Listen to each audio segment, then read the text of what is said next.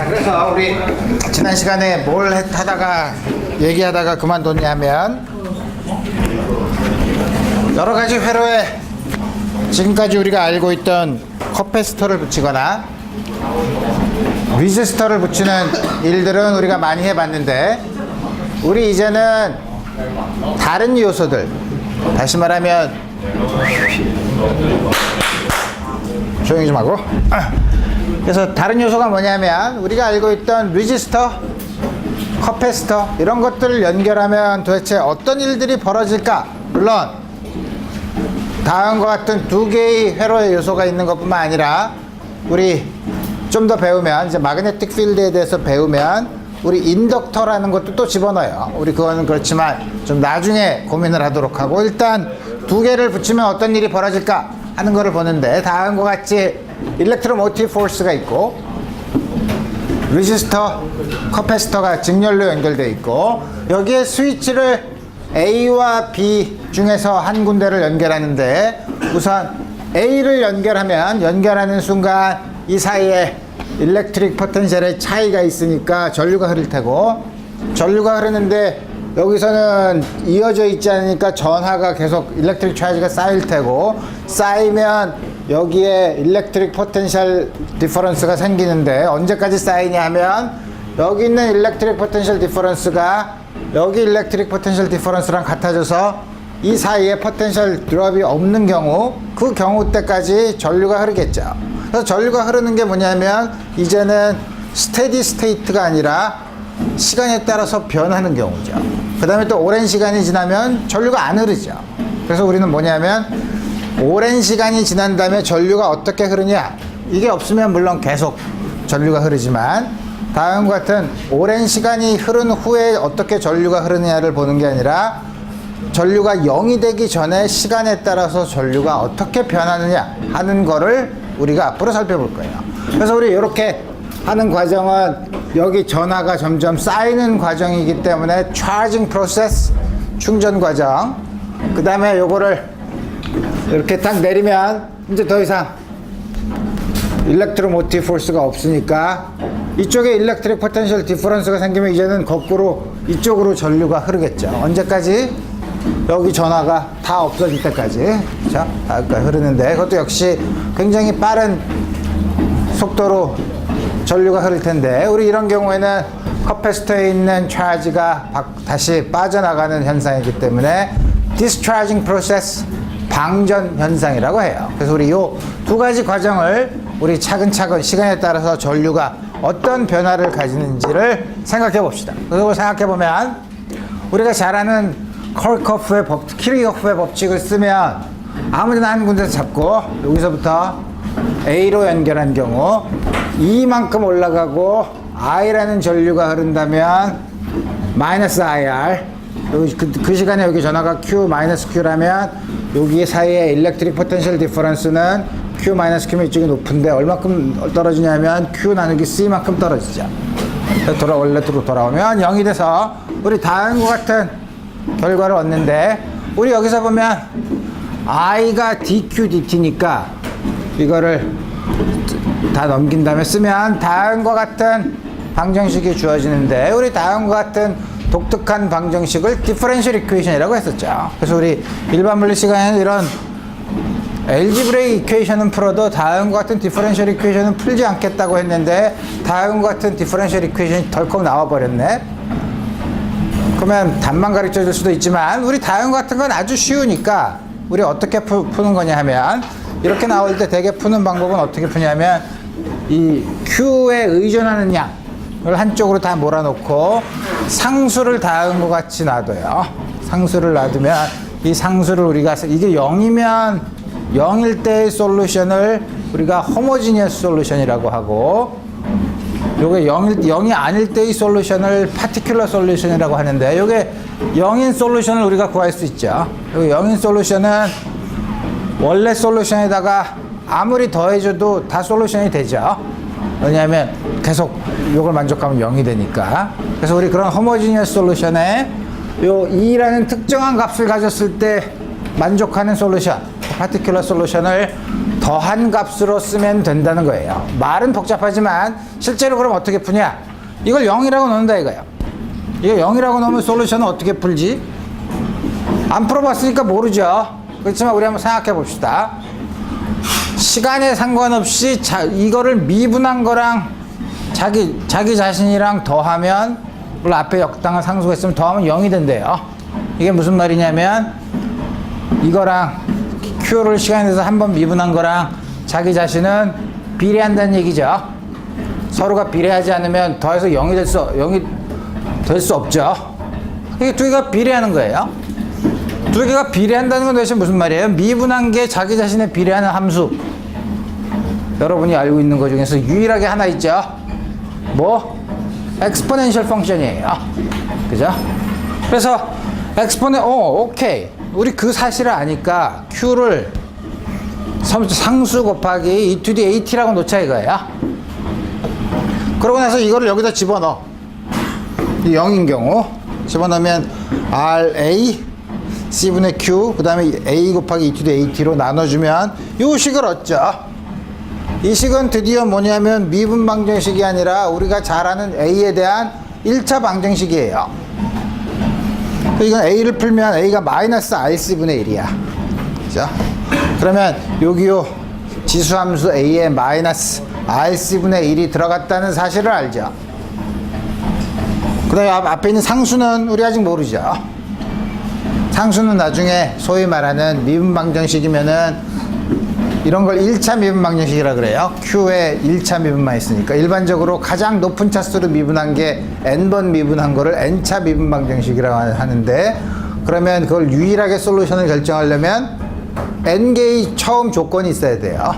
1차 방정식이니까 한 개 있으면 되죠. 그게 뭐냐면 t가 0일 때 얼마냐? 값이 얼마냐라는 걸 물어보면 되죠. 우리 여기서는 처음에 누르기 시작한 순간 여기 차지가 하나도 없으니까 t가 0인 경우에는 여기 q가 0인 경우가 소위 말하는 이니셜 컨디션이죠. 처음 조건이 주어지죠.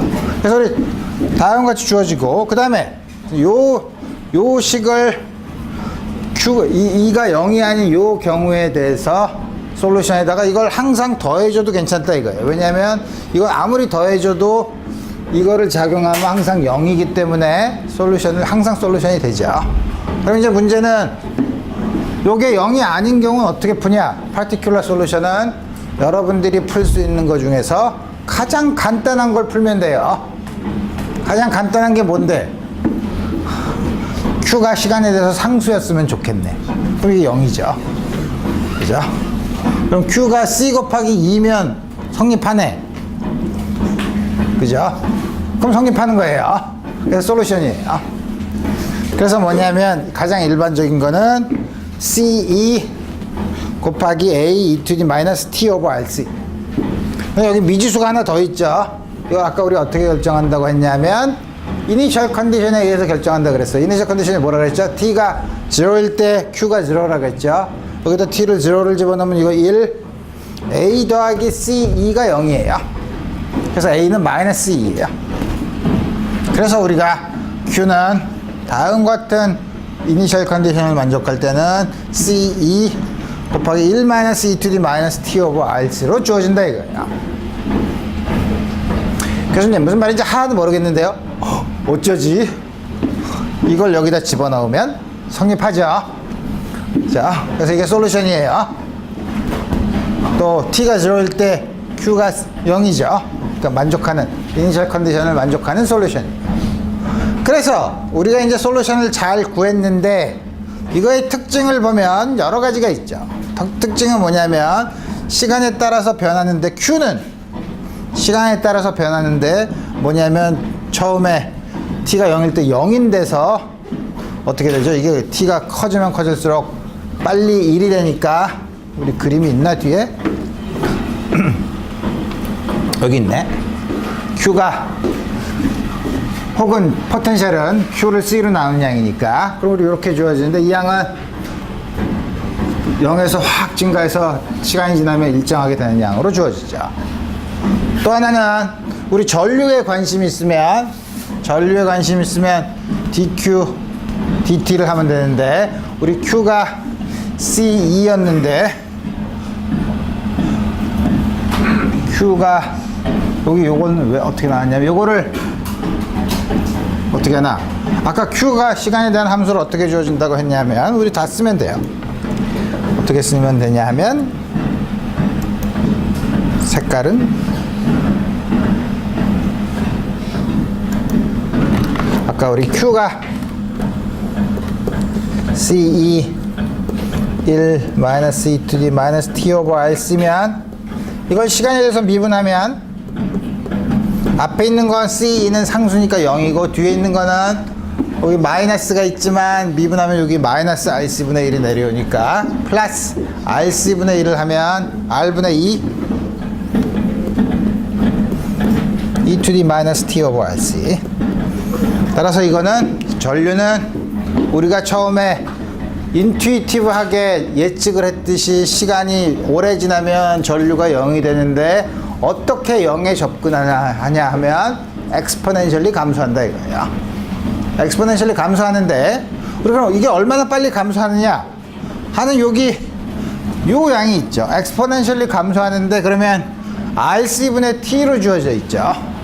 엑스포넨셜 펑션은 요 안에 있는 요 아규먼트는 차원이 없는 수죠. 없는 수여야 하죠. 그래서 뭐냐면 RC는 틀림없이 시간의 차원을 가진 양이라는 사실을 알 수 있어요. 그래서 RC 회로의 특정한 양, 그걸 우리가 time constant tau라고 써서 그게 RC로 쓸 수 있죠. RC가 왜 시간의 차원을 가지고 있냐면, 그래서 보면 R은 뭐냐면 우리 R의 정의가 I분의 V니까 단위를 쓰면 암페어분의 볼트. 그 다음에 커패시턴스는 Q는 CV로 주었으니까 Q를 V로 쿨럼 나누기 V. 그러고 나서 보면 V는 서로 사라지고 C를 쿨럼을 암페어로 나눈 건데 암페어가 쿨럼 퍼 세컨드죠.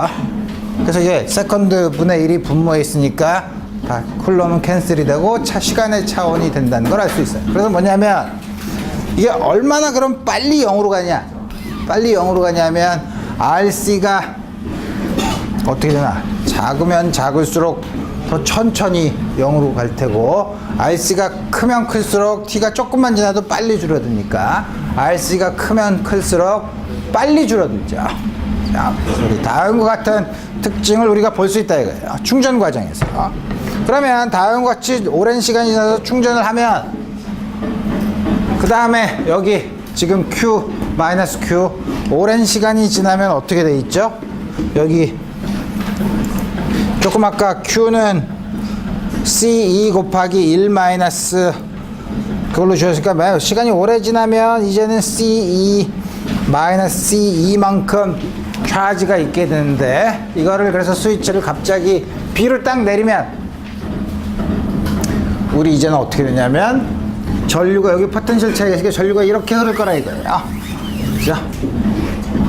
그래서 그럼 이렇게 흐를 경우에는 주어진 시간에 여기 있는 차지를 Q 그때 흐르는 전류를 I라고 하면 물론 I는 DQ, DT 이게 전하가 줄어든 만큼 여기 전류가 흐를 테니까 우리 여기서부터 보면 전류가 이렇게 흐를 테니까 이렇게 I라고 흐른다고 하면 거꾸로 가면 R 곱하기 I가 DQ, DT 그다음 더하기 이쪽으로 가면 뭐 포텐셜이 높은 데서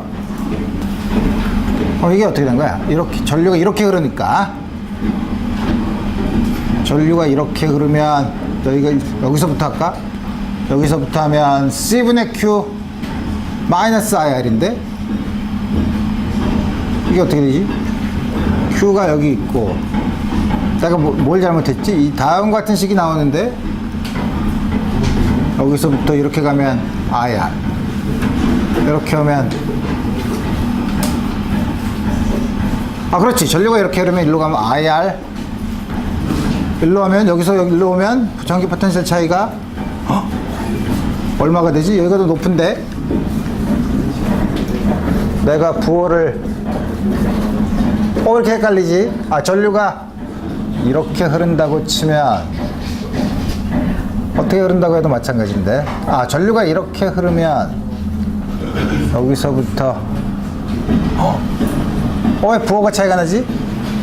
내가 뭘 잘못 생각하고 있나?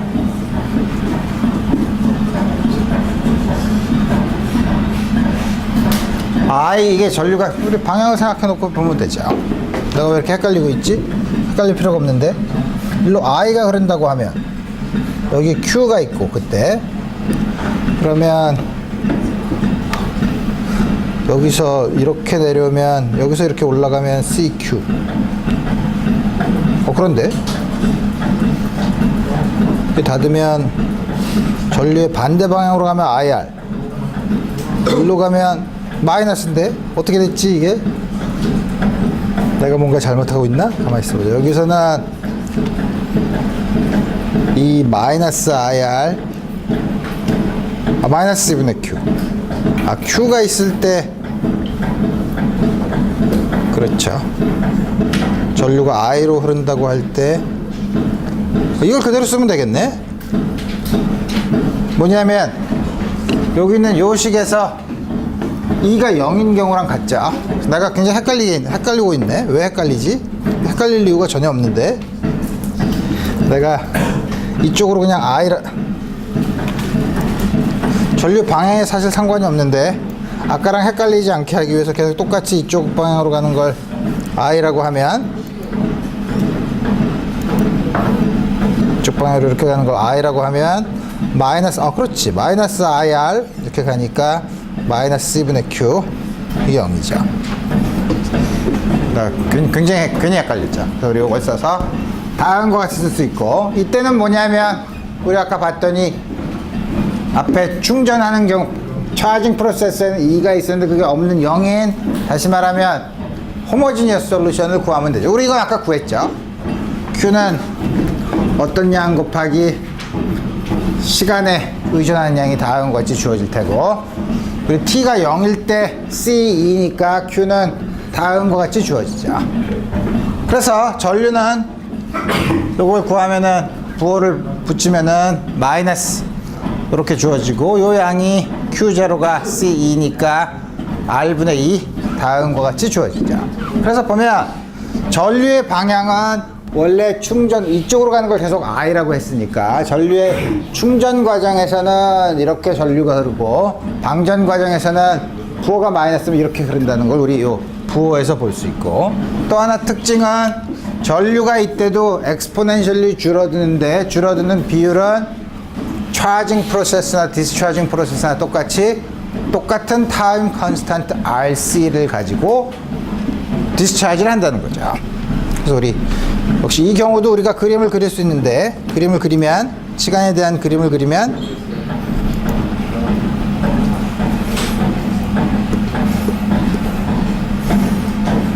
I의 절대값은 부호는 우리 아니까 우리 뭐냐면 다음과 같이 줄어들고 물론 Q도 전부 다 둘 다 엑스포넨셜리 감소한다는 사실을 우리 알 수 있죠. 오케이. 그러면 책에 있는 예제인데 책에 있는 문제인데 뭐냐면 다음 같은 간단한 RC 회로에 처음에 스위치를 여기 스위치가 없네. 스위치를 열었다가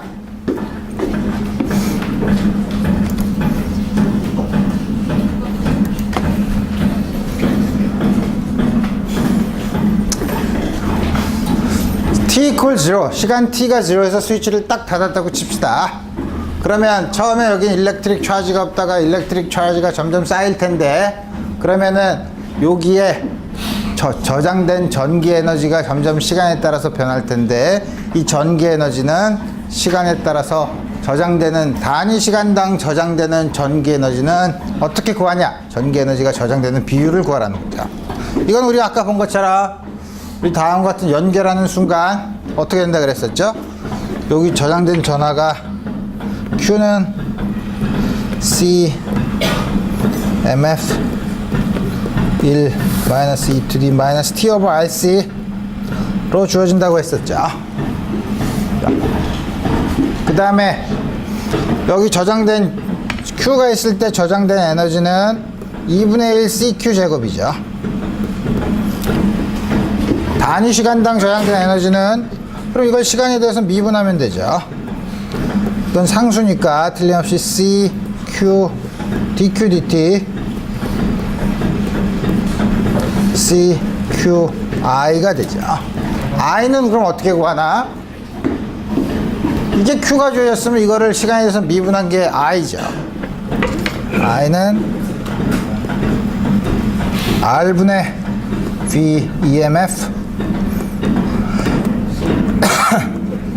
다음과 같이 주어지죠. 따라서 여기다가 C square V EMF I는 R분의 VMF squared e to the minus T over RC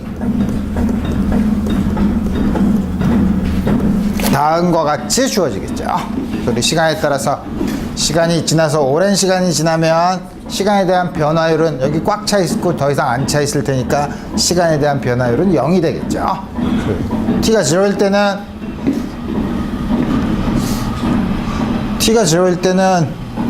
이것도 0. T가 0일 때는 여기 전하가 없으니까 역시 에너지가 그때도 0인 걸 우리 다음 같이 알 수 있어요. 오케이. 그러면 이제부터 간단한 이 문제는 앞에 있는 회로에 대한 문제인데 요 한 문제만 간단하게 우리 풀어보고 다음 챕터로 넘어가도록 합시다. 이건 우리 쉽게 풀 수 있죠. 다음 같은 경우에 여기 흐르는 전류가 얼마냐? 이거랑 똑같나? 어쨌든 우리 요거 하나만 풀어봅시다. 이거는 우리 쉽게 풀 수 있죠. 흐르는 전류가 전부 다 I일 테니까 직류인 경우에 I라고 아무 쪽으로 I라고 하면 되고 그 다음에 한 점에서부터 쭉 가면 되죠. 그 다음에 키르호프의 법칙을 쓰면 마이너스 I R1 EMF의 방향이니까 E2 마이너스 I R2 EMF의 반대 방향이니까 그래서 우리 쉽게 풀 수 있죠. I는 다 넘기면 I R1 더하기 R2는 E2 마이너스 E1 따라서 I는 R2가 돼서 E1과 E2의 크기가 얼마가 되느냐에 따라서 전류의 방향이 결정이 되죠. 그래서 우리 다음과 같이 이런 문제는 쉽게 풀 수 있어요. 여기까지 해서 우리 그러면 전기에 대해서는 일렉트리시티에 대해서는 좀 이따 보겠지만 우리 정지해 있는 일렉트릭 차지들이 정지하고 있을 때 여러 가지 문제들 뭐냐면 받는 힘이 얼마고 이 사이에 일렉트릭 필드 이 전하의 디스트리뷰션에서 일렉트릭 필드가 얼마고 일렉트릭 포텐셜이 얼마고 하는 문제는 이제 당분간 여기서 끝내도록 하고 이제는 자기장, 자기현상, 마그네티즘에 대해서 우리 이번 시간에부터 공부를 할 거예요. 도대체 마그네티즘이라는 게 도대체 뭐냐? 일렉트리시티랑은 우리 역사적으로 아니 그건 역사가 쓰이기 전에 자기현상이 발견이 됐으니까 우리 역사적이라고는 얘기할 수 없고 전기현상과 자기현상은 독립적으로 발견이 됐고 또 그거의 소스는 우리가 서로 굉장히 다르다고 생각을 했어요. 뭐냐면 그래서 우리 마그네틱 필드를 보려고 하면 그럼 우리 일렉트릭 필드를 본 것과 똑같은 어널로지를 해보고 싶은데 일렉트릭 필드는 일렉트릭 차지에 의해서 만들어지니까 그럼 마그네틱 필드는 마그네틱 차지에 의해서 만들어지면 되겠네. 마그네틱 차지 없어요. 이 세상에 여태까지 마그네틱 차지 없어요. 측정된 게 하나도 없어요. 그 다음에 뭐냐면 전자석의 경우는 전류가 이렇게 흐르면 여러분들이 잘 아는 것처럼 못에다가 절연체를 감은 다음에 그 테이프를 감고 그 위에다가 도선을 감은 다음에 전류를 흘리면 자석을 만들 수 있죠. 자석을 만든다는 게 자기장을 만든다는 건데 그러니까 전류를 흐르면 자기장을 만들어서 자석을 만들 수 있다 이거예요. 근데 우리가 알고 있는 영구자석 이건 전류가 흐르지도 않죠. 전류가 흐르지도 않는데 어떻게 자기장을 만드냐 이거예요. 이거 굉장히 어려운 문제예요. 이거는 원자 수준에서 우리가 나중에 설명할 텐데 원자 수준에서밖에 이해할 수 없는 영구자석이 사실은 우리 주위에서도 흔히 볼 수 있었지만 왜 영구자석이 주위에 자기장을 만드느냐는 문제는 전자석이 주위에 자기장을 만드는 문제보다 훨씬 어려워요. 그래서 우리 그거는 나중에 설명하도록 하고 마그네틱 차지 없다 이거예요. 그럼 도대체 마그네틱 필드는 우리가 여러분들이 자석을 가지고 놀면서 우리 여러 가지 일을 했는데, 관측을 했는데, 그럼 도대체 그럼 마그네티즘을 어떻게 기술할 것인가? 마그네티즘도 우리가 일렉트릭 필드를 도입한 것처럼 마그네틱 포스를 기술하는 마그네틱 필드, 이제 일렉트릭 필드라는 개념을 여러분들이 알았으니까 마그네티즘도 마그네틱 필드가 있으면 되겠다라는 사실로 설명할 수 있겠다는 생각이 들죠. 그래서 일렉트릭 필드는 두 전하를 놨을 때 한 전하가 받는 힘을 그 전하로 테스트 차지로 나눠주면 단위 전하당 받는 힘으로 모든 공간에서 정의한 게 일렉트릭 필드였었죠. 마그네틱 필드도 그거랑 비슷하게 정의를 해요. 방향은 조금 생각하기 복잡하지만 그 크기는 어떤 그 입자가, 물론 재미있게도 마그네틱 포스는 반드시 전하가 있어야만 힘을 받아요. 일렉트릭 차지가 있어야 되고 또 움직여야만 돼요. 정지하고 있으면, 우리 지난번에 계속 본 게 뭐였었냐면, 두 일렉트릭 차지가 혹은 두 개 이상의 일렉트릭 차지가 정지하고 있을 때는 일렉트릭 필드밖에 없었죠. 정지하고 있으면 일렉트릭 포스밖에 안 받아요. 여기서 움직이는 순간, 한 차지가 움직이는 순간 이거는 전기적인 힘뿐만 아니라 마그네틱 포스도 받는데, 마그네틱 포스는 그 움직이는 빌러시티에 비례하더라 이거예요. 그래서 뭐냐면, 우리가 마그네틱 포스가 도대체 어떻게 받느냐 하는 것도 우리 생각하지 않았지만, 마그네틱 포스를 우리가 측정할 수 있으면 그 양을 그 마그네틱 포스를 받는 입자의 차지랑 속도의 크기를 나눈 양으로 그 크기를 정의할 거예요. 마그네틱 필드도 벡터 양이에요. 그 벡터, 그 방향은 어떻게 결정하냐 이거예요. 그래서 우리가 많이 봤더니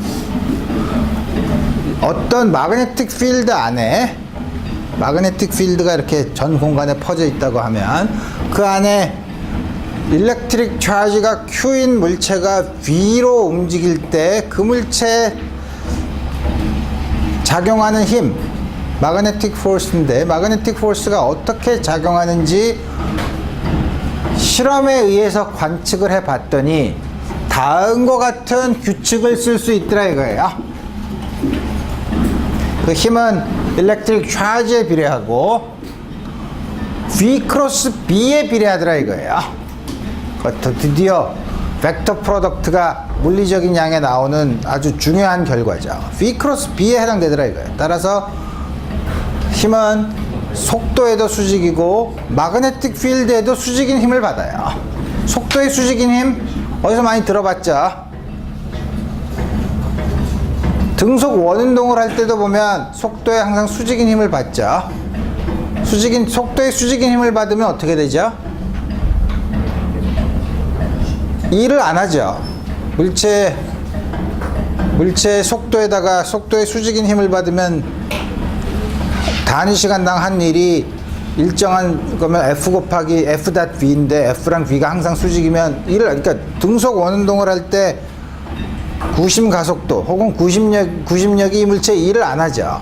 왜냐면 항상 작용하는 게 수직이기 때문에. 그래서 등속 원운동을 할 때는 계속 에너지를 잃지 않고 계속 똑같은 운동을 계속 하는데, 여기서도 보면 받는 힘이 속도의 수직이기 때문에 마그네틱 포스에 의해서 한 일은 0이 될 거라는 사실을 짐작할 수 있어요. 자, 우리 좀 이따 자세히 더 여러 가지 경우를 볼 거예요. 어쨌든 힘은 왜 이렇게 나오느냐가 아니라 여러 가지 실험적인 사실을 측정해 봤더니 마그네틱 포스에 의한 힘은 정지하고 있는 경우엔 전혀 있지 않고, 일렉트릭 차지가 없는 입자도 마그네틱 필드 안에서 포스를 받지 않고 그 받는 힘은 다음과 같은 형태로 쓸 수 있다 이거예요. 그래서 보면 마그네틱 필드가 유니폼하게 이렇게 초록색 방향으로 B가 있고, 이 안에 전하, 일렉트릭 차지, 파지티브 차지라고 해봅시다. 그게 V라는 속도로 움직이면 받는 힘의 방향은 오른손 법칙을 써서 V 크로스 B, 이거의 B와 B의 동시에 수직인, B와 B로 이루어진 평면의 수직인 다음과 같은 방향으로 힘이 작용하더라 이거예요. 따라서 요 각도를 B와 움직이는 마그네틱 필드와 움직이는 입자의 속도 사이의 각도를 phi라고 하면 당연히 그 크기는 QVB sin phi 다음과 같이 볼 수 있더라 이거예요. 물론 일렉트릭 차지가 부호가 반대이면 V 크로스 B는 똑같은데 Q가 반대면 다음과 같은 반대 방향으로 힘을 받겠죠. 예를 들면 이게 움직이는 게 프로톤인 경우 일렉트론인 경우 힘의 방향은 반대일 거라 이거예요. 크기는 같지만. 자, 그래서 새로운 마그네틱 필드를 도입을 했으니까 이 마그네틱 필드의 단위는 SI 유닛을 보면 1테슬라 T라고 쓰면 약자, 여러분들이 단위는 항상 우리 약자로 쓴다는 걸 아니까 원래 단위를 쓰면 다 쓰면 테슬라인데 물론 이걸 앞에 T를 대문자로 쓰면 사람 이름이에요. 테슬라. 이거는 요 단위를 보면 알죠. 이게 1테슬라면 힘 뉴턴을 쿨롬 미터 퍼 세컨드로 나눈 거죠. 자, 근데 여기 있는 요 양은 퍼 세컨드로 이쪽으로 옮기면 쿨롬 퍼 세컨드가 되니까 암페어가 되고 1 뉴턴 퍼 암페어 미터로도 쓸 수 있죠. 마그네틱 필드는. 그래서 우리가 SI 유닛은 1테슬라를 많이 쓰는데 소위 CGS 유닛이라고 해서 가우스라는 단위는 테슬라에 비하면 10의 4승 가우스예요. 가우스랑 테슬라를 둘이 서로 섞어서 많이 쓰는데 왜 섞어서 많이 쓰냐 하면 우리 지구도 보면 커다란 자석이죠. 그래서 나침반을 가지고서 지구의 자석의 북쪽을 찾는데 그럼 당연히 그럼 자기장이 있어야지 그렇게 되죠. 지구 자기장의 크기는 지구 표면에서 대략 1가우스 정도 돼요. 10의 마이너스 4승 테슬라 정도 되는 거죠. 그래서 그 크기가 나와 있지 않나? 여기 있구나. 그 크기는 보면 그 지구 표면에서는 10의 마이너스 4승 테슬라, 아까 말한 것처럼 한 1가우스 정도 되는 거고, 우리가 알고 있는 막대 자석 100가우스, 10의 마이너스 2승 테슬라 정도 되는 거고, 그 다음에 전자석 코일을 감아서 점점 많이 만들어서 실험실에서 쓰는 게 1테슬라 정도. 그래서 옛날에는 한 10년, 20년 전에는 1.5테슬라 정도의 전자석을 가지고 있으면, 물론 그 전자석이 요만하진 않아요. 이만해요. 이만한 데다 만든 게 1.5테슬라짜리 전자석을 가지고 있으면 20년 전에는 어우, 센 거 갖고 있네 라고 하는데, 요즘 웬만한 대학 병원에 MRI를 측정할 때의 자석은 가장 요새 높은 게 7테슬라까지 올라가요. 상업용이 7테슬라까지 써요. 물론 중성자별 표면은, 중성자별이란 게 중성자로 이루어진 별은 이게 돌고 있으면 굉장히 큰 자기장이 있는데 8승 테슬라. 그 다음에 행성간 공간은 거의 물체가 없어서 자기장은 굉장히 약하고, 우리 뇌에 있는 자기장, 뇌에 무슨 자기장이 있어? 뇌 안에 있는 양성자가 만드는 자기장이에요. 뇌 안에 우리 몸에 뇌뿐만 아니라 우리 몸 전체에 이루고 있는 양성자가 있는데, 양성자들은 나중에 얘기하겠지만 스핀 가구 동량이라는 게 있어서 그거에 의해서 생기는 게 10의 마이너스 14승 테슬라예요. 그러니까 자기장이 나오면, 여러분들이 전기장과 자기장이 나오면 세상에서 이거에 대해서 여러 가지 괴담이 많이 있죠. 자기장이 많은 곳에 있으면 몸에 이상이 생긴다. 혈액의 흐름에 영향을 주어서 이상한 병이 생길 수 있다. 혈액은 중성이에요, 정기적으로. 따라서 자기장에 있어도 자기장의 힘을 받지 않아요. 자기장이 아무리 세도. 그래서 그런 말 아니에요. 나중에 또 우리 전자기파를 배우는데, 전자기파가 우리 몸에 유해하다. 왜? 옛날에 큰 높은 송전선 고압선이 있는데 거기서 교류를 보냈는데 그 주위에 있는 마을에 있는 마을에는 딴 데보다 백혈병이 걸리는 환자들이 굉장히 많더라. 그래서 전자기파가 유해하다는 소문이 딱 모두가 전 세계에 퍼진 다음에 알고 봤더니 그 통계가 잘못 처리됐다는 사실을 알았어요. 그래서 거기 사람이나 딴 데 있는 사람이나 백혈병 걸린 사람은 비슷하게 있다는 거예요. 그러니까 지금까지 보면 사람들이 전자기파가 유해하다는 거, 전자기파가 유해하다는 거는 의학적으로 증명이 된 게 하나도 없어요. 하나도 없다고 정말로 안 위험할까요? 라고 걱정할 수도 있죠. 지금 아직까지는 하나도 위험한 거 없어요. 단 전자레인지 안에 들어가면 뜨거워지긴 해요. 그죠? 그죠? 그러니까 여기다가 대고서 오래 있으면 뜨거워지는데 전자기파 때문인가요? 배터리 때문이에요. 그죠? 그래서 여러분들이 되게 전자기파에 의한 효과보다는 그거 들고 전화하다가 정신없어가지고 앞에 사람 박는 게 훨씬 더 위험해요. 그래서 근데 듣고 나서 보면 장사하긴 좋죠. 전자기파를 막는 도구, 어떤 경우에는 선인장까지 등장하죠. 선인장을 앞에다 놓으면 컴퓨터 모니터에 나오는 전자기파를 전부 다 흡수한다. 말을 해라. 말을 어떻게 그렇게 하지? 그런 거 아니에요. 그래서 그래서 사람들이 점점 이성적이 되고 지성적이 되면 그런 여러 가지 사기꾼 같은 말을 우리가 받아들일 건 받아들이고 안 받아들일 건 안 받아들일 수 있다 이거예요.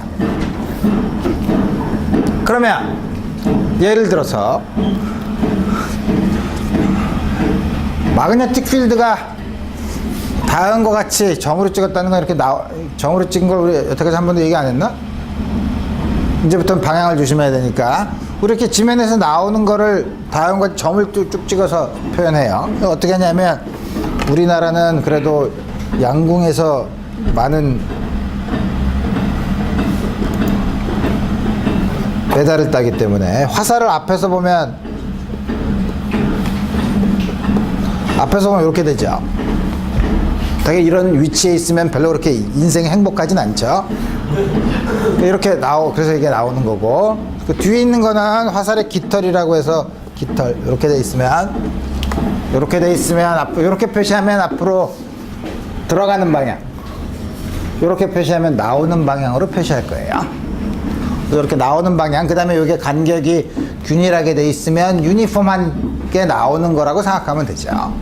유니폼 마그네틱 필드가 이렇게 나오고 있는 경우, 이 안에 양성자가 이 자기장과는 수직으로 이 평면 위에서 북쪽으로 진행을 하고 있으면 힘을 어떻게 받을 거냐 이거예요. 힘은 클래스 전하니까 V 크로스 B만 하면 되니까 V 크로스 B 아닌데 V 크로스 나오는 방향이니까 이렇게 해야 되죠. 크로스 B니까 다음 같은 방향으로 받는다 이거예요. 이렇게 받고 힘의 크기는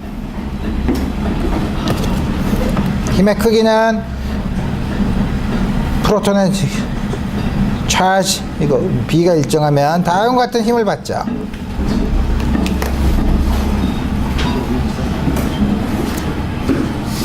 이거는 자기장이 이물체 일을 안 하니까 속도의 방향은 변하지만 속도의 크기는 변하지 않죠. 어떻게 움직일까? 등속 원운동을 해요. 자, 등속 원운동을 하면 우리 물어보는 질문 꼭 있죠.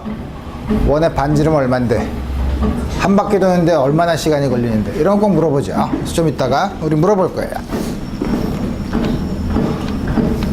그래서 일렉트릭 필드랑 마그네틱 필드를 이용하면 우리가 별짓을 다 할 수 있는데, 우리가 다 한 것 중에 뭐냐면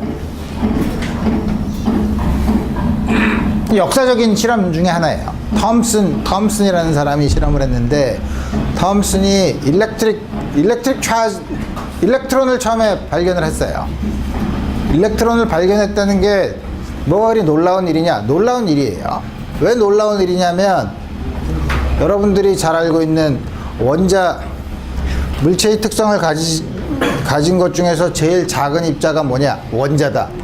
원자는 더 이상 깨지지 않는다. 근데 원자를 깨보니까, 수소 원자를 깨보니까 양성자랑 전자가 나오네. 그러면 원자는 어떻게 된 거야? 뭐가 원자야? 원자를 깰 수 있는데. 이런 문제가 생기죠. 이런 물음이 생기기 시작하죠. 그래서 새로운 기술이 생기면서 기본적인 입자, 깨질 수 없는 입자라는 거를 점점 헷갈리게 만드는 게 전자의 발견이에요. 전자를 발견을 했는데 다음과 같은 실험을 했어요. 톰슨 혹은 체드윅. 톰슨이 어떤 실험을 했냐면, 이게 뭐냐면 10년 전만 해도 다음과 같은 그림을 그려주면 쉽게 이해를 할 수 있었어요. 왜? 이게 진공관 TV나 컴퓨터 CRT 모니터라고 하면 학생들이 다 그러는데, 요새는 그런 거 다 없어졌죠. 다 LED TV나 LCD 모니터로 바뀌었죠. 그래서 얘기하기가 어려워요. 이게 뭐냐면 다음과 같은 이상하게 생긴 유리관에다가 공기를 빼요. 얘는 진공이 되죠. 진공이 된 다음에 여기다가 이렇게 필라멘트가 전구를 달아요. 그 다음에 스위치를 연결하면 빨갛게 돼서 불이 나죠. 열이 나죠. 열이 나면 열 에너지를 받고 이 안에 있는 전자들이 튀어나와요. 전자들이 튀어나오는데, 튀어나오는 게 여러분들이 연력학에서 배웠듯이 맥스웰 분포를 거치면서 아무데로나 막 튀어나오겠죠. 또 우리가 원하는 거는 그 중에서 특정한 성분의 속도를 가진 전자만 끄집어내고 싶어요. 어떻게 하면 되냐면 요 앞에다 스크린을 두면 돼요. 그러면 요 조그만 구멍만 나오는 걸로 보면 되죠. 이 구멍으로 나오는데 물론 속도의 방향은 결정이 됐지만 속도의 크기가 얼마인지는 우리 잘 모르죠. 그래서 우리 다음과 같이 오는 곳에서 이 안에 진공으로 만들지 않으면 다른 분자들이랑 막 부딪히니까 똑바로 못 가지만, 진공이면 여길 통과한 전자는 쭉 가서 여기 가서 탕 박는다 이거예요. 근데 여기는 적당한 화학 물질을 입혀서, 특히 전자가 와서 땅 박으면 불빛이 나게 다음과 같은 걸 만들어 놓고, 이렇게 마치 모니터나 옛날 진공관 TV에서의 우리 하는 작용이 바로 정확히 이거예요. 뜨거운 TV 뒷면, 왜 뜨겁냐면 전자를 쏠라 그래요. 전자를 쏴서 특정한 곳에서 특정한 빛이 나도록 다음과 같이 만든 장치가 옛날 진공관식 TV, 진공관식 모니터예요. 그래서 그럼 뭘 했냐면 여기다가 패럴렐 플레이트를 둬요. 그리고 여기다가 양쪽에 또 역시 일렉트로 모티프, 전지 배터리를 연결하면 요 사이에 일렉트릭 필드를 만들 수 있죠. 그래서 여기 말하는 여기 연보라색으로 이렇게 되어 있는 게 일렉트릭 필드예요. 그 다음에 적당히 그거의 수직인 방향으로, 적당이라는 게 뭐냐면 이렇게 들어가는 방향으로 유니폼하게 수직인 방향으로 두면 다음과 같이 둘 수 있는 실험 장치를 놔두고, 우리가 하는 게 뭐냐면 그 다음에 길이, 요 장치가 그렇게 크지 않다고 하면 여기서부터 여기까지가 길이가 L, 부딪히는 길이가 L, 그 다음에 우리가 유니폼한 일렉트릭 필드의 크기가 E, B라고 하면 우리 실험을 어떻게 하냐면 처음에는 일렉트릭 필드랑 마그네틱 필드가 전혀 켜지 않고 전부 다 끄고 난 다음에 쓰면 어떻게 돼요? 똑바로 그냥 쭉 가서 여기 땅 박죠. 자, 그 다음에 여기다가 일렉트릭 필드를 걸어요. 마그네틱 필드는 걸지 않고 일렉트릭 필드만 걸어요. 그럼 어떻게 되죠? 이게 나오는 게 전자니까, 원래 플러스 전하면 일렉트릭 필드의 방향으로 힘을 받는데 전자니까 그 반대로 이렇게 힘을 받아서 위로 가서 땅 박죠. 자, 그렇게 만드는데, 그럼 우리 요 사이의 거리를 우리가 측정할 수 있고, 그 다음에 마그네틱 필드를 점점 크게 해요.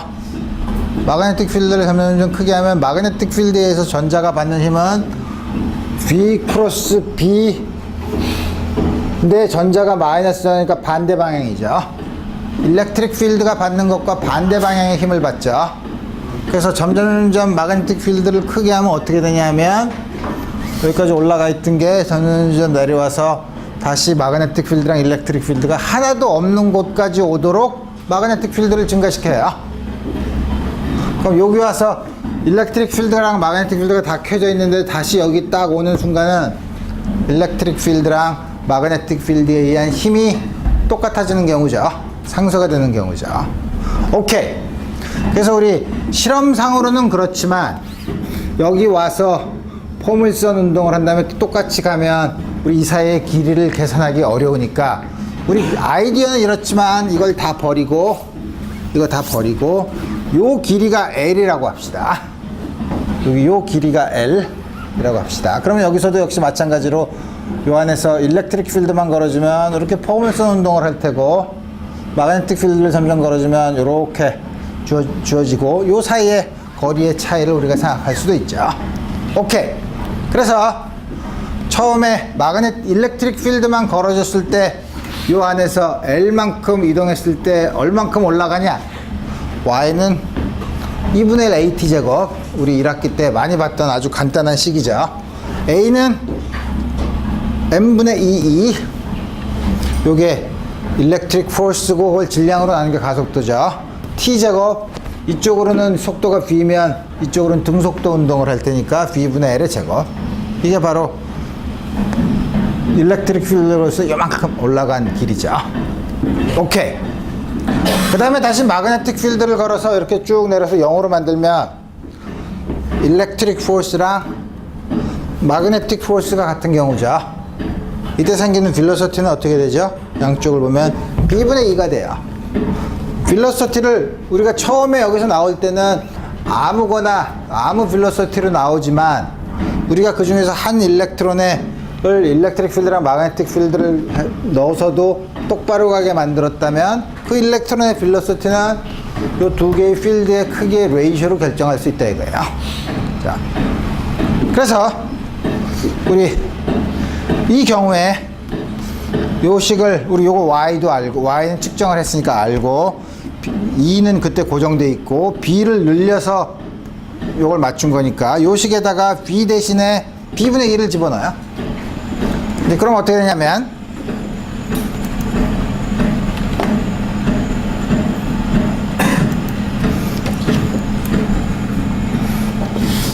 m분의 2e l제곱 b제곱 대신에 2제곱 나누기 b제곱 한 다음에 여기서 보면 요거만 끄집어내요. 오버 m은 2가 하나 없어지고 b제곱 l제곱. 전자의 특성을 마이크로스코픽한 전자의 특성을 거시적인 양 측정할 수 있는 양으로 표시할 수 있게 됐죠. 그래서 뭐냐면 우리가 이건 다 측정할 수 있는 양이죠. 일렉트릭 차지를 질량으로 나눈 양, 저게 뭐냐면 물리적으로 굳이 얘기하자면 단위 전하당 차지예요. 우리 뭐 단위 무엇당 할 때 우리가 항상 앞에다가 우리가 뭐라고 쓰냐면 비열 같은 것도 스페시픽 히트 같은 거는 뭐냐면 비열은 우리 어떻게 쓰냐면 단위 질량당 혹은 단위 몰당 연용량을 히트 커패시티를 스페시픽 히트라고 하는 것처럼 이것도 스페시픽 차지라고 불러요. 이거를 다음과 같은 실험으로 처음 측정한 실험이에요. 마그네틱 필드 포스를 이용해서 다음과 같이 우리 쓴 거죠. 물론 이게 대단하다고 대단하지만 우리가 항상 모든 실험에서는 항상 요거만 구할 수밖에, 요걸 따로 구할 수 있냐? 굉장히 어려운 문제예요. 요거 항상 같이 요 결합으로만 나와요. 왜? 우리는 결국 뭘 쓰냐면 뉴턴 방정식으로 F는 ma라고 쓸 텐데, 그죠? 여기 m이 있죠. 이게 여러 가지 힘일 텐데 우리가 전기적인 힘이면 이건 틀림없이 2에 비례할 거라고요. 그죠? 그래서 우리가 쓰면 우리 여기서도 쓴 게 바로 그거죠. 여기 A를 구하는 것도 A도 M분의 2 곱하기 뭐가 되죠. 그래서 A가 M분의 2 곱하기 뭐가 된다 이거예요. 그러니까 한쪽은 질량을 가진 물체가 가속 운동을 하고 오른쪽은 force를 쓰는데 force는 electric charge가 있으면 우리가 관심 있는 모든 물리량은 항상 요 레이쇼를 갖게 돼요. 그죠? 스페시픽 차지를 어떤 실험을 하든 일렉트릭 포스나 마그네틱 포스에 의해서 어떤 물체가 받는 힘을 계산하면 꼭 E over M이 들어가요. 그럼 문제는 이 값은 아는데 그럼 일렉트론 매스랑 차지는 따로따로 어떻게 구하냐 이거예요. 따로 구하기 어려워요. 그걸 따로 구할 수 있는 유일한 방법이 뭐였었냐 하면 원자의 스펙트럼을 원자가 특정한 빛을 쏘면 한 에너지 상태에서 다른 에너지 상태로 올라가는데 우리 그런 여러 가지 소위 말하는 에너지 레벨을 측정해야만 다음과 같은 값을 얻을 수, E와 M을 따로 얻을 수 있어요. 여러분들이 고등학교 때도 수소 원자가 맨 낮은 에너지 상태에서 자유전자가 될 때까지 드는 에너지가 얼마라고 배웠나? 13.6 일렉트론 볼트라고 배웠죠.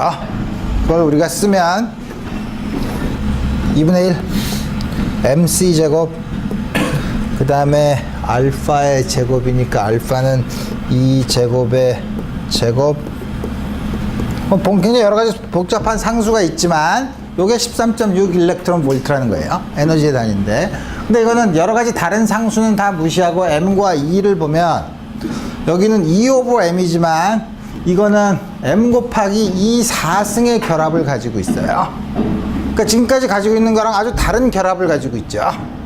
따라서 여기서 오는 에너지 스펙트럼에 대한 M 곱하기 E 4승에 대한 정보랑 E over M에 대한 정보를 서로 결합하면 E와 M을 따로 구할 수 있죠. 그래서 E와 M을 항상 모든 실험에서는 E over M을 구하지만 E와 M을 따로 구하는 거는 하이드로젠 애톰의 에너지 레벨을 측정해서만 얻을 수 있어요. 그래서 우리 다음 것 같은 거는 알려주지 않지만 뭐 찾을 수 있고. 그래서 보면 우리 사진으로 찍은 건데 이 사진으로 어떻게 찍나? 그래서 이건 뭐냐면 어떤 입자가 이렇게 움직여서 원운동을 하는 건데 B가 나오는 경우래. 그럼 B 크로스 B면 힘을 이렇게 받아야 되는데 이렇게 원운동을 한다는 건 힘을 이렇게 받는다는 건데 이건 네거티브 차지를 가지고 있는 거죠. 이런 거 어떻게 만들어요? 사진 찍은 거예요. 전자가 돌아가면 이걸 어떻게 사진을 찍나? 전자가 보이지도 않는데.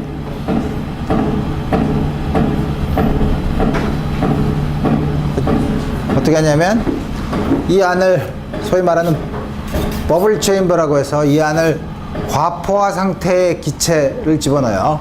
기체는 중성이죠. 여기다가 마그네틱 필드를 건 다음에 전자를 놓으면 전자가 이렇게 돌면서 충돌을 하죠. 충돌하지만 전자는 계속 이렇게 돌아요.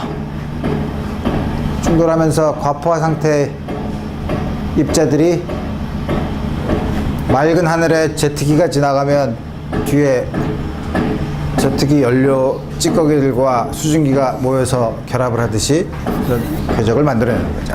다음과 같이 만들 수 있고. 또 하나는 뭐냐면 이게 우리가 사진 건판에서 우리 찍은 건데 우주선 스페이스쉽 말고 코스믹 레이 우주에서 내려오는 입자들이 많이 있어요. 입자 중에 대부분은 뭐죠? 대부분은 양성자예요. 양성자가 와서 우리 대기권을 계속 때리고 있어요. 그래서 그런 것 올라가서 이걸 봤더니 나오는 입자의 궤적이 다음과 같이 주어져 있어요. 그러니까 이걸 보면 이게 원운동 비슷하게 하는데 점점 반지름이 줄어드는 걸 보면 이 안에 무슨 마찰이나 이런 충돌 때문에 생긴 드래그 포스 때문에 에너지를 잃어버림에 틀림이 없고, 그 다음에 이거는 이렇게 돌고 이건 이렇게 도니까 차지가 반대라는 사실을 알 수 있고, 그 다음에 이거는 똑바로 가지 어떻게? 마그네틱 필드의 평행인 방향인 모양이죠. 그죠? 그래서 이걸 보고서 우리가 해석하는 거예요. 그래서 어떤 입자가 들어와서 E 플러스, E 마이너스, E 마이너스로 간다는 사실을 알면 우리 일렉트릭 차지가 보존이 되니까 합하면 일렉트릭 차지가 마이너스 1, 마이너스 1? 여기서는 마이너스 1인 전화가 이렇게 왔다는 걸 알 수, 이게 사진 건판에서 마그네틱 필드를 걸어줬을 때 나오는 현상을 우리 사진으로 찍어 놓은 거예요. 그래서 우리 조금 아까 본 것처럼 이 마그네틱 필드가 이제 들어가는 경우 플러스 차지가 이거의 수직으로 움직이는, 마그네틱 필드의 수직으로 움직이는 경우. 근데 뭐 항상 수직으로 움직이겠어요? 딴 방향으로 움직일 수도 있지. 딴 방향으로 움직이는 일반적인 경우는 좀 나중에 생각하고, 일단 수직으로 움직이는 경우 아까 본 것처럼 V 크로스 B 이쪽 방향으로 움직이는 방향의 수직인 방향으로 일정한 힘을 받으면 원운동을 하는데, 따라서 받는 이 힘이 원운동의 센트리페탈 포스 R분의 mv 제곱을 둔다고 하면 양쪽에서 V가 하나가 상쇄가 되고 R은 QB분의 mv로 주어지죠. 드디어 원운동을 하는 것에 원의 반지름을 구할 수 있죠. 한 바퀴 도는데 걸리는 시간, 그리고 피어리어드라고 하죠. 2파이 나누기 V, 2파이 V 하고 넣고 여기다 R을 집어넣으면 V는 상쇄가 돼요. 그래서 2파이 M 나누기 QB. 놀라운 사실이죠. 원운동을 하는데 얼마나 빨리 들어가는가는 중요하지 않아요. 아무리 빨리 돌아도 여기서 천천히 도는 거, 빨리 도는 거, 반지름은 달라도 한 바퀴 도는데 걸리는 시간 똑같다는 거예요. 자. 프리퀀시는 그 역수죠. 요거 뒤집어서 쓰면 되죠. 앵귤러 프리퀀시는 여기다 2파이를 곱하면 되는데 다음과 같이 주어지죠. 앵귤러 프리퀀시는 아주 간단하게 쓸 수 있어요. QB 나누기 M으로. 물론 여기서도 항상 스페시픽 차지의 형태로 나타나죠. 다음과 같이 우리 쓸 수 있다 이거예요. 근데 항상 자기장의 수직으로만 움직이나 자기장이 수직으로 안 움직이면, 그러니까 자기장이 이렇게 있으면 우리 여태까지는 자기장이 수직으로 움직이는 것만 봤는데 이렇게 수직으로 움직이지 않고 이무의 방향으로 움직일 수 있죠. 자, 그러면 이무의 방향으로 움직이면 수직인 성분과 자기장의 수직인 성분과 자기장의 수평인 성분으로 나눌 수 있어요. 그러면 이 방향은, 이거는 자기장에 의한 힘을 주는데 전혀 기여하지 않는 성분이에요. 그죠? 왜냐하면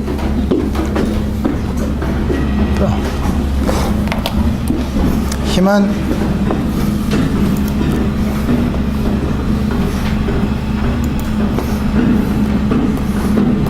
Q V 크로스 B로 쓰는데 V를 V 펍 패럴렐 크로스 B라고 쓰면 Q V 펍 크로스 B 더하기 Q 패럴렐 B 때 이게 0이죠.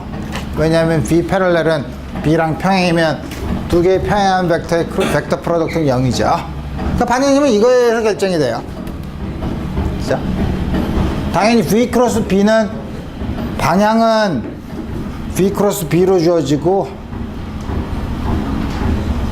크기는 이 사이의 각도는 수직이니까 V 펍 곱하기 B죠. 그래서 보면 이쪽 방향으로는 원운동을 한다. B 방향의 수직인 평면에서는 원운동을 하는데 이 방향으로는 등속운동을 하죠. 그럼 어떻게 되냐면 원운동을 하고 싶은데, 가만히 있으면 원운동을 하고 싶은데 거기에 대해서 이거에 등속운동을 이렇게 하죠. 이렇게 스파이럴 모션을 하죠. 그래서 우리 이런 걸 헬리컬 모션이라고 불러요. 그래서 우리 다음과 같이 이쪽으로는 마그네틱 필드의 평행한 성분으로는 등속운동을 하고 이 주위로 이렇게 돌면서 간다는 거죠. 그래서 다음과 같은 현상 중에 재미있는 사실이 오로라가 다음과 같은 일이 벌어져요. 뭐냐면 오로라가 되게 굉장히 북극지방, 우리 낮은 데서는, 위도가 낮은 데서는 잘 보이지 않지만 위도가 높은 데서는 오로라가 뭐냐면, 오로라가 뭐더라? 하늘에서 그 이렇게 빛이 보이는데 마치 이불자락처럼 커튼자락처럼. 왜 생기냐면 여기 지구자기장이 이렇게 아까 지구가 커다란 자석이라 그랬죠. 지구가 커다란 자석인데 균일하게 퍼져 있는 게 아니라 이렇게 자석처럼 나와서 이쪽으로 이렇게 들어가면 필드라인에 다음과 같이 주어지는데 이렇게 주어져 있으면 여기서 자기장이 이렇게 나가죠. 그러면 외부에서 여기 대기권이에요. 외부에서 코스믹 레이가 확 부딪혀요. 땅 부딪혀서 공기 분자들이랑 막 부딪히면 물론 프로톤도 있고 뭐 다른 여러 가지 입자들도 있지만 여러 입자들은 안정되지 않은 입자들은 다른 입자로 다 붕괴해 버리고 남는 건 전자들이 남아요. 전자들이 남아서 지멋대로 움직여요. 지멋대로 움직이는데 물론 지멋대로 움직이지만 그 중에 마그네틱 필드의 영향을 받아서 어떻게 되죠? 이렇게 곡선으로 그려 있지만 이 안에서는 직선으로 보일 테니까 이걸 주위로 나선 운동을 하면서 이렇게 따라가요. 따라가다 보니까 일로 들어가요. 북극으로 들어가면서 어떻게 되죠? 점점 빨리 들어가요. 왜냐면 자기장이 점점 세지니까 이 안으로 갈수록. 그래서 전자들이 들어가면서 처음에는 천천히 가다가 여기서는 자기장이 약하다가 점점 모여드니까 자기장이 세면서 점점 빨리 들어오면서 뭐냐면 이 전자들이 공기랑 부딪혀요. 공기 분자랑 부딪혀서 공기는 산소랑 질소가 있죠. 질소 분자를 부딪혀서 질소 분자에 있는 전자를 튕겼다가 다시 내오면서 나오는 빛, 산소 분자가 그 안에 전자를 튕겼다가 나오는 빛, 이런 빛들이 여기서 보이게 되는 현상을 우리가 오로라 현상이라고 해요. 이게 자기장에서 만든 거죠. 그다음에 또 하나는 뭐냐면 여러분들이 요새 핵분열에 대해서 핵발전소에 대해서 많이 들어봤죠. 핵발전소는 핵분열을 할 때 처음에 있었던 질량보다 나중에 있었던 질량이 좀 줄어들면서 그 나머지가 에너지로 나오는 거예요. 근데 그거 말고 또 핵융합을 할 수 있어요. 핵융합은 그냥 수소가 아니라 삼중수소. 삼중수소가 뭐냐면 양성자는 원자핵에 양성자는 하나 있고 중성자가 2개 더 있는 방사성 동위원소예요. 이거를 아주 높은 온도에서 붙이면 역시 힐륨이 만들어지면서 일부는 에너지로 방출이 되는데 그게 태양 내부에서 일어나는 일이죠. 핵융합 반응이 있어요. 그래서 우리 핵융합 반응이 훨씬 더 이 방사능에 대한 뭐냐면 폐기물에 대한 위협이 더 덜 없어요. 핵융합 발전은. 근데 문제는 핵융합을 만들기가 어렵다는 거죠. 왜냐하면 태양 중심의 온도까지 만들어야 되니까. 굉장히 높은 온도를 만들어야 돼요. 그래서 되게 뭐 수소폭탄이라는 것도 수소의 핵융합 에너지를 이용하는데 수소폭탄이라는 것도 들어보면 핵융합을 하기 위해서는 워낙 높은 온도를 못 만드니까 핵폭탄을 미리 더 떨어뜨리고 아주 뜨거워지면 거기서 수소의 핵융합을 하게 되는 거죠. 그래서 요새 이런 전쟁 무기가 아니라 발전소나 이렇게 컨트롤이 된 에너지를 만들기 위해서 핵융합이 앞으로도 기술로 떠오르고 있어서 여러 가지 실험을 하고 있지만 가장 큰 문제는 아주 높은 온도에서 왜 물체를 높은 온도를 유지하려면 높은 온도를 유지할 통을 만들어야죠. 그죠? 높은 온도라는 게 뭐죠? 우리가 이제 연력학을 배웠으니까 그 안에 있는 분자들의 평균 운동 에너지죠. 그 안에 게 굉장히 빨리 움직이는 거죠. 그래서 우리 핵융합 발전에서 가장 커다란 문제는 나는 다음과 같이 표현을 해요. 뭐냐면 어떤 사람이 세상에 발표를 했는데 나는 이 세상에 있는 물질을 뭐든지 녹일 수 있는 용액을 만들었다. 이 말이 사실일까 거짓말일까? 뭐든지 녹일 수 있으면 담을 수 있는 그릇을 못 만든다는 얘기죠. 그래서 여기서도 그 문제예요. 그 뜨거운 건 대부분 예를 들어서 10만 도, 만 도 정도 되면 그런 거를 견딜 수 있는 용기가 없어요. 그래서 사람들이 만든 게 다음과 같은 장치예요. 무슨 장치냐면 마그네틱 바틀이라고 있어요. 되게 분자들이 온도가 굉장히 올라가면 원자핵 주위에 전자들이 이렇게 속박되어 있는데 열 에너지가 높으면 이게 전부 다 원자핵에서 띄어져 나가요. 그래서 원자핵들, 플라스 전하를 띤 원자핵들, 그 다음에 전자들, 지멋대로 서로 따로 돌아다녀요. 이런 상태를 우리가 플라즈마 상태라고 해요. 그러니까 전하를 띤 입자예요. 전하를 띤 입자가 무지 빨리 돌아다녀요. 그러면 이 그릇이 있으면 그릇에 닿으면 그릇을 다 녹이죠. 그릇 안에다가 마그네틱 필드를 다음과 같이 설치를 해요. 보면 여긴 좁으니까 마그네틱 필드가 강하고 여긴 좀 마그네틱 필드가 약하고 마그네틱 필드가 다음과 같이 또 강한 다음 같은 걸 만들어 놓으면 이 안에 전하를 띤 입자가 자기장이 있으니까 이렇게 돌면서 들어올 거라 이거예요. 자, 돌면서 들어오는데 들어오다가 보면 이게 어떻게 얘기해야 되나? 이렇게 지금 뭐 플러스 전화 마이너스 전화에 따라서면 B 크로스 B니까 이렇게 수직으로 원운동을 해서 이렇게 들어오는데 들어오다가 넓어지면 이게 이렇게 넓어지면 더 크게 돌죠. 마그네틱 필드가 약해지니까 더 크게 도는데 그때 작용하는 힘을 보면 이게 마그네틱 필드가 이쪽 방향을 향하고 있기 때문에 받는 힘이 수직인 힘이 아니라 약간 이렇게 기울어져서 받는 힘을 받아요. 기울어져서 받는 힘이 귀의 수직인 방향으로 받는 힘을 받으면 어떻게 돼요? 이 안으로 더 가속이 되죠. 가속이 되는 성분이 있죠. 이 안으로 자꾸 들어와요. 그랬다가 계속 돌면서 이쪽으로 가면 마그네틱 필드가 이쪽 방향을 향하고 있으면 이제는 그에 생기는 포스가 이렇게 생기니까 뭐냐면 반대 방향으로 가려는 성분이 생기죠. 그래서 뭐냐면 이쪽에 있으면 마그네틱 필드가 약한 곳에 이쪽에 있으면 마그네틱 포스가 이 안으로 들어오게 만들려고 하고 나가려고 하면 나가지 못하게 하는 거예요. 그래서 이 안에 자꾸 차지 파티클이 돌면서 계속 이 안에서 모여있게 되는데 그런 걸 우리가 소위 마그네틱 바틀이라고 해요. 그래서 우리 뭐냐면 마그네틱 필드에 대한 정성적인 모든 성질을 기술했으니 우리 다음 시간부터는 간단한 예제랑 여러 가지 문제를 풀 거예요. 그렇지만 우리 이거를 볼 때는 여러분들이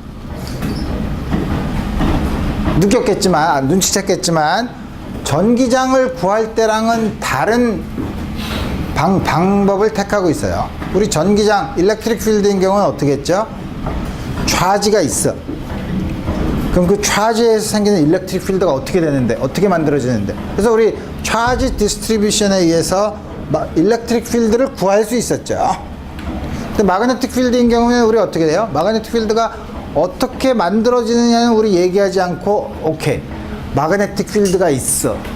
그 안에 차지를 가진 입자가 움직이면 어떻게 힘을 받는데 마그네틱 필드가 어떻게 만들어졌는가에 대해서는 아무 얘기도 안 하고 있죠.